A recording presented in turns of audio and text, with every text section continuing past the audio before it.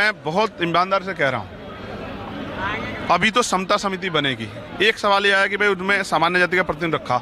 मैं आपसे कह रहा हूँ 45 सेंट्रल यूनिवर्सिटियाँ हैं, यूजीसी का उन्हीं पे जो है, यूजीसी के अंडर में है वो, उनमें से 38 के जो कुलपति हैं, यानी कि जो निर्णय लेगा वो तो सामान्य जाति का ही है।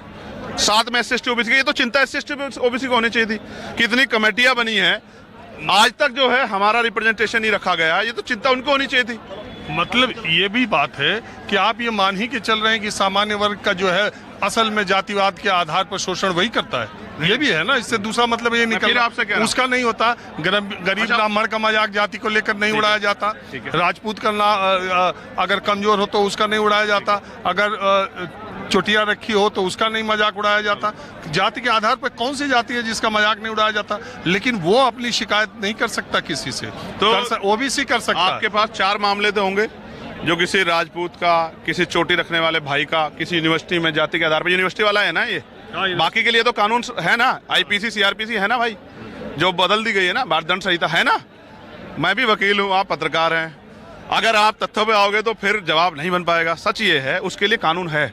अगर कोई किसी का खेत में, कोई किसी का किसी दफ्तर में, हम तो कॉलेज और यूनिवर्सिटी में, कॉलेज में, अगर आप मुझे एक मामला दिखा दो जिसमें किसी का चोटी के आधार पे, जाति के आधार पे जो उसने चोटी रखी, किस बात पे उसका उत्पीड़न हुआ, उसे कहाँ मौका है? मैं देखिए मैं क्या कह रहा हूँ, कोई एप्लीकेशन तो होगी आपके पास, जिस एप्लीकेशन का उस पर सुनवाई नहीं की गई। आप छोड़ो ना, मैं आपको एक बात बता रहा हूँ, हम नहीं कह रहे हैं कि किसी भी जाति के, मैं कह रहा हूँ ना, कुछ ही लोग हैं जो इस आधार पे वो करते हैं। आपको मैं, और चलो आप बताओ, अब आप सुनना चाहते हैं? 3 दिन पहले, 4 दिन पहले एक CO साहब की वीडियो वायरल हुई। CO यानी कि एक गजेटेड ऑफिसर के लगभग बराबर, उस अधिकारी ने कहा कि हमारे यहाँ कहावत है, मिलक रामपुर के वो CO थे, उन्होंने कहा कि साहब हमारे यहाँ कहावत है कि पहला गोल, पहला वार सरदारों का, दूसरा चोर।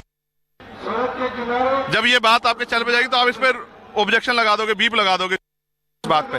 जब एक CO लेवल का अधिकारी इस तरह की जातीय टिप्पणी कर सकता है तो आप क्या मानते हो कि हमारे मन में क्यों ना सवाल खड़ा हो? जब 118% की वृद्धि हो रही है, मैं नहीं कह रहा हूं, समता समिति बनेगी, वो जांच करेगी, उसके बाद भी अगर लग रहा है कोई गलत कार्रवाई तो लोकपाल में जा सकते हैं, कोर्ट खुला हुआ है।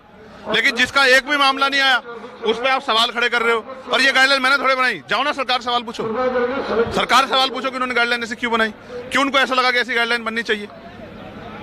ये वो है कि मंडल कमीशन से सवर्ण जाति का लोगों का नुकसान हो जाएगा। कहाँ हुआ?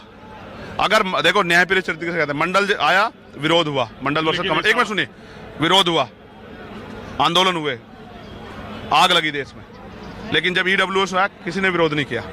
आप पत्रकार हैं और मैं ईमानदार से आपसे जानना चाहता हूं, अगर आप जवाब देंगे तो मैं इस बात को मानूंगा कि पत्रकारिता करने वाले साथियों का जमीर जिंदा है। भारतीय संविधान में आप बड़े विद्वान व्यक्ति हैं, आरक्षण का जो प्रावधान है क्या वो आर्थिक आधार पर है? मेरा आपसे सवाल है।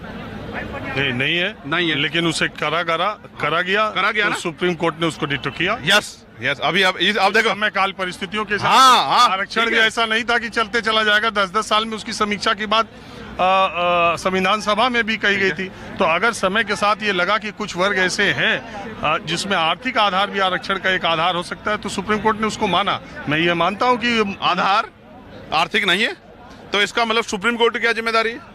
सुप्रीम कोर्ट की जिम्मेदारी कानून बनाना या कानून को लागू कराना नहीं है, उसकी जिम्मेदारी है संविधान की व्याख्या करना, और संविधान में आर्थिक आधार पे आरक्षण का कोई प्रावधान नहीं। एक बात, अब आपकी बात का जवाब, जो आपने कहा कि भाई ऐसा नहीं था, तो 10 साल के लिए जो समीक्षा थी वो राजनीतिक आरक्षण की थी, वो नियुक्ति में आरक्षण की नहीं थी कभी भी। आप पढ़ लो, मेरा पढ़ा हुआ है, नियुक्ति में आरक्षण पे कभी भी 10 साल का कोई समीक्षा का प्रावधान नहीं था। कहा था जब तक गैर बराबरी रहेगी तब तक रहेगा, गैर बराबरी खत्म होगी हो तो आप और मैं बैठ के चर्चा कर। एक बात, एक मिनट, एक और आपका जवाब जो देना है, आपने कहा कि स्थिति ऐसी, तो आपके पास कोई आंकड़े तो होंगे, कोई तो आंकड़े होंगे ना जिस आधार पे आप ये कह रहे हैं कि EWS मिलना चाहिए, जो गरीब हैं स्वर्ण जाति के लोग, उनकी रिप्रेजेंटेशन कम है। मैंने कहा मिला तो सुप्रीम कोर्ट ने उसको मिला, जारी रखा। मैं यही कह रहा हूँ, जैसी पैरवी हुई, मैं आपसे कह रहा हूँ बिल्कुल स्पष्ट रूप से, क्या सरकार ने कोई तो आंकड़े जुटाए होंगे उनके जाति के जनगणना, कुछ तो आंकड़े जिसमें पता लग रहा था इनकी संख्या कम है इसलिए इनको देना चाहिए, कुछ तो आंकड़े होंगे। UGC की गाइडलाइन के बाद और 2025 में जुलाई में सरकार ने जवाब दिया कि 80% का बैकलॉग है सेंट्रल यूनिवर्सिटी में OBC का, 83 का है शेड्यूल कास्ट ट्राइब का, 65 का है शेड्यूल कास्ट का। मैं पूछना चाहता हूँ, इसका जवाब कौन देगा? इसी हकमारी का, इस लूट का जवाब कौन देगा?